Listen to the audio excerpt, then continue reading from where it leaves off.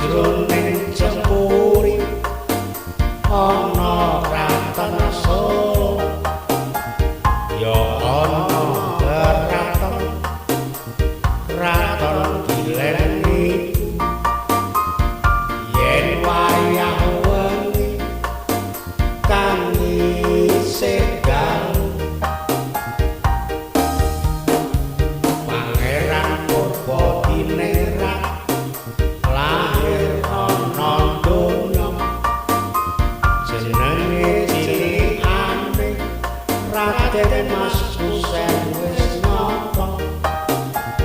satriya wis pinter luhur lan bagus niku putrane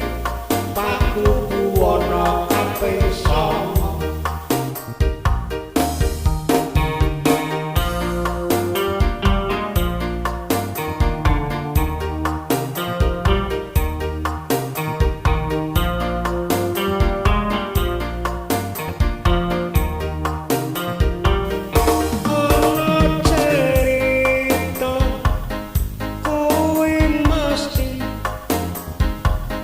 kondang dadi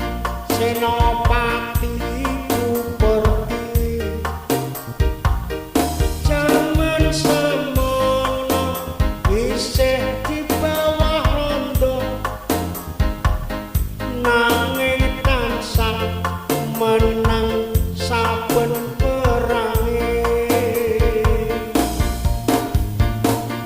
Kusen Raden Mas Kusen tansah menang perang